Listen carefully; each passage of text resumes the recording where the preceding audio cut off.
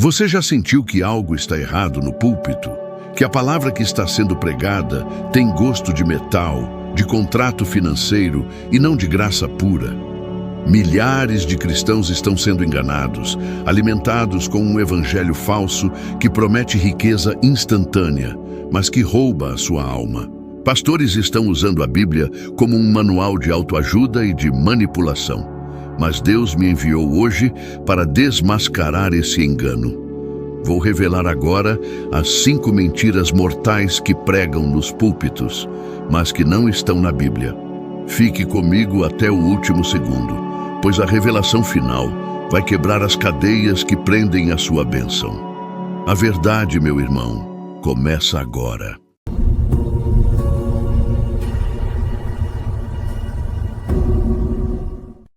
Meu amado irmão, minha irmã em Cristo, que a graça e a paz do nosso Senhor Jesus Cristo estejam com você. Eu sou o pastor Josias e este é o canal A Fé Movendo Montanhas. Que alegria incalculável é ter a sua presença, pois hoje nós não estamos apenas abrindo a palavra, estamos armando o nosso espírito contra os inimigos invisíveis que se sentam nos bancos e, pior ainda, que sobem nos púlpitos. Durante anos, tenho percorrido essa jornada de fé, e o que mais me dói não é a falta de fé do povo de Deus, mas a má alimentação que o povo de Deus tem recebido. Há um veneno sendo injetado na alma dos crentes. Um evangelho diluído que transforma a verdade pura de Cristo em um produto de prateleira, em uma filosofia barata de autoajuda. Isso precisa parar.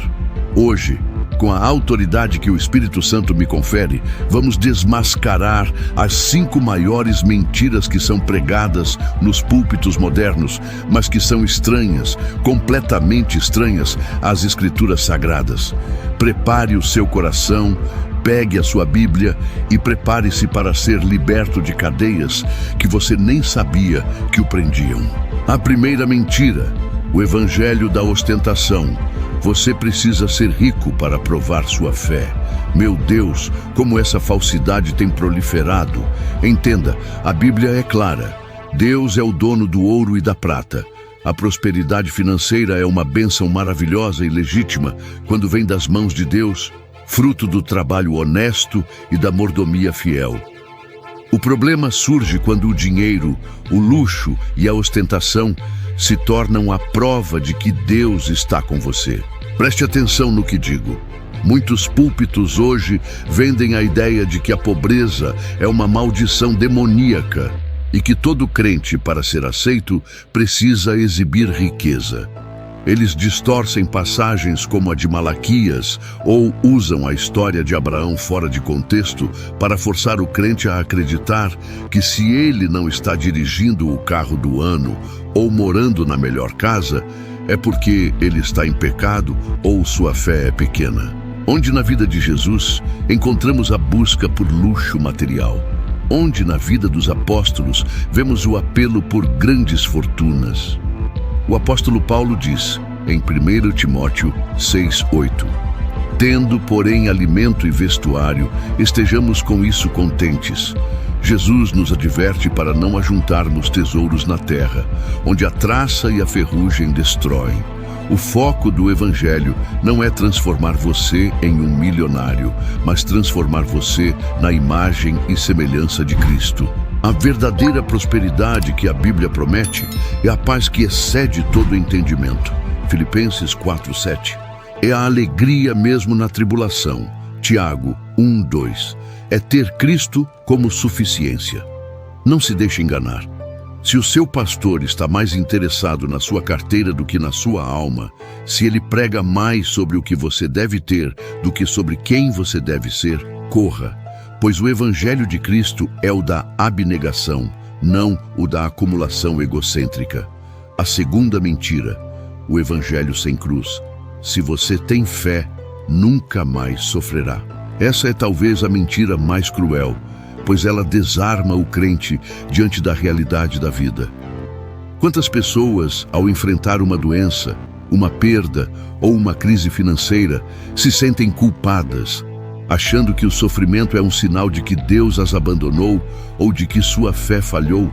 Essa mentira prega que o caminho cristão é um tapete vermelho estendido, onde não há dor, nem lágrima, nem adversidade. Eles citam o poder de Deus para curar e prover, o que é verdade, mas convenientemente ignoram os versículos que falam sobre a necessidade de tomar a nossa cruz. Jesus foi absolutamente claro em João 16:33. No mundo tereis aflições, mas tende bom ânimo. Eu venci o mundo.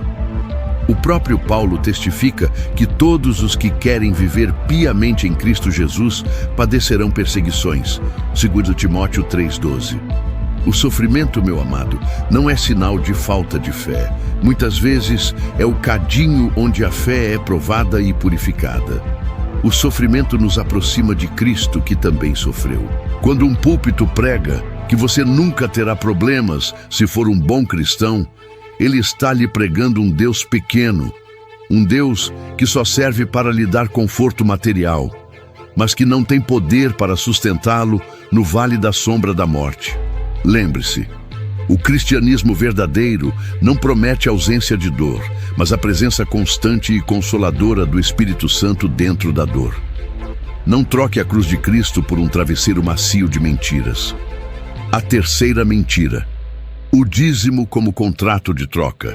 Deus é obrigado a te devolver 100 vezes mais. O dízimo e as ofertas são princípios bíblicos fundamentais. São atos de adoração, reconhecimento de que tudo o que temos pertence a Deus e que somos meros mordomos.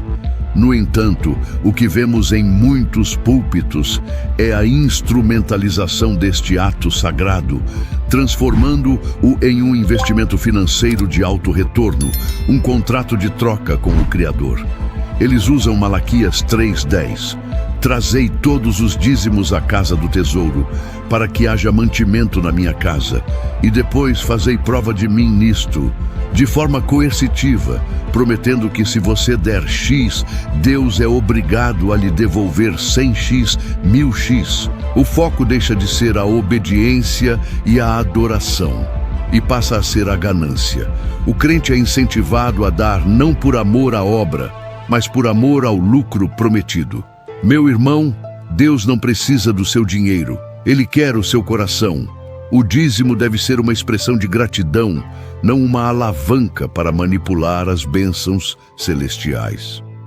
Quando Jesus observou a viúva pobre dando suas últimas 2 moedas, Marcos 12:41-44, ele elogiou não a quantidade, mas o sacrifício e a totalidade do seu coração. O princípio do dízimo é anterior à lei mosaica, mas sob a nova aliança, Paulo nos ensina que devemos dar não com tristeza ou por necessidade, pois Deus ama o que dá com alegria. 2 Coríntios 9:7. Cuidado com o pregador que coloca a mão no seu bolso antes de tocar a sua alma. Deus não é um caixa eletrônico. Ele é o Senhor soberano que provê segundo a sua vontade perfeita, e a nossa liberalidade deve ser um ato de fé e não uma jogada de mercado. A quarta mentira: a maldição hereditária inquebrável. Você está preso a 7 gerações de maldições que só eu posso quebrar. Essa mentira é mestra em gerar medo e dependência.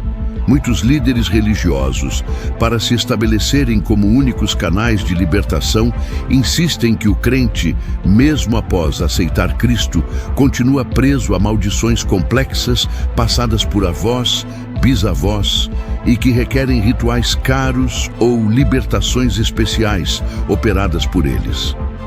Eles citam Êxodo 25, onde Deus diz que visita a iniquidade dos pais nos filhos até a 3ª e 4ª geração. Eles usam isso para justificar todo e qualquer problema na sua vida. Seu desemprego, sua doença, sua dificuldade conjugal, tudo é culpa de um pacto que seu tataravô fez.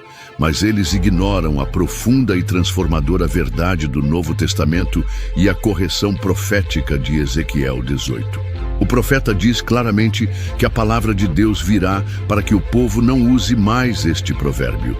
Os pais comeram uvas azedas e os dentes dos filhos se embotaram. Em Ezequiel 18:20, Deus declara: A alma que pecar, essa morrerá. O filho não levará a iniquidade do pai, nem o pai levará a iniquidade do filho. E mais importante que tudo, onde está a cruz de Cristo nessa teologia de medo? A obra de Jesus não foi parcial. Quando fomos crucificados com Cristo, fomos feitos novas criaturas. O velho homem morreu. O sacrifício de Cristo no Calvário é total, completo e suficiente para nos libertar de toda a maldição da lei e de todo o poder do pecado. Se você está em Cristo, você é um filho de Deus, abençoado com toda sorte de bênçãos espirituais nos lugares celestiais.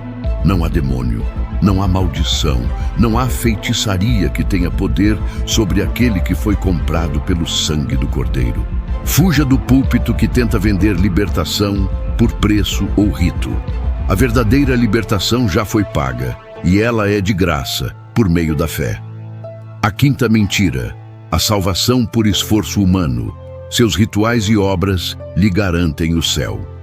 Esta mentira, embora pareça piedosa, é a mais perigosa de todas, pois anula o sacrifício de Cristo e rouba a certeza da salvação.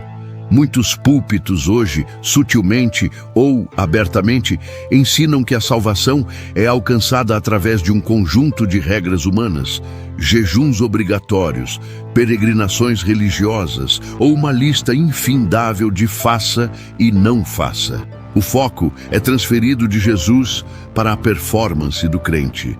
Você precisa ser bom o suficiente, santo o suficiente, jejuar o suficiente, frequentar a igreja o suficiente. Pode abrir a sua Bíblia em Efésios 2, 8, 9. O texto é cristalino, é a rocha fundamental da nossa fé. Porque pela graça sois salvos por meio da fé, e isto não vem de vós, é dom de Deus, não vem das obras, para que ninguém se glorie. Não há nada que o seu braço possa fazer para merecer o céu. O Evangelho não é sobre a nossa capacidade de buscar a Deus, mas sobre a sua infinita graça em nos alcançar. As obras são o fruto da salvação, a resposta do coração agradecido, mas jamais o meio para obtê-la. O pregador que coloca o fardo da salvação sobre os seus ombros está lhe roubando a paz. Não viva sob a ansiedade de ser santo o suficiente. Entregue-se à graça. A salvação é um presente imerecido.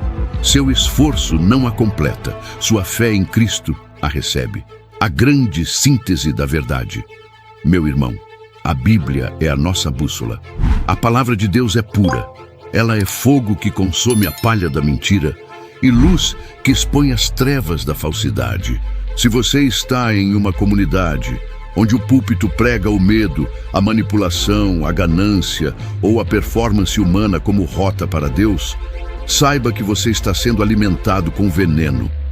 O Evangelho de Jesus Cristo é libertador. Ele fala de arrependimento, de graça, de cruz, de perdão e de uma vida que, embora cheia de lutas, está ancorada na esperança de sua vinda. Não se deixe escravizar por mentiras que visam apenas encher o bolso do homem. Seja livre pela verdade. Eu orei por você enquanto preparava esta mensagem, que o Espírito Santo rasgue o véu e traga clareza em sua vida. Não se cale. Compartilhe esta palavra com todos aqueles que precisam da verdade pura.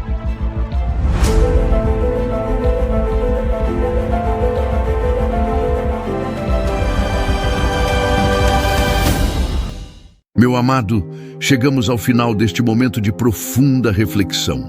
Se esta palavra tocou seu espírito, se ela acendeu em você o fogo da indignação santa contra a mentira, é porque o Espírito de Deus está operando em sua vida. A verdade liberta, mas a verdade precisa ser propagada. Eu lhe peço, curta e comente. Diga-me qual dessas mentiras tem sido a mais perigosa na igreja atual. Sua interação é a gasolina que acende o fogo deste ministério. Inscreva-se no canal.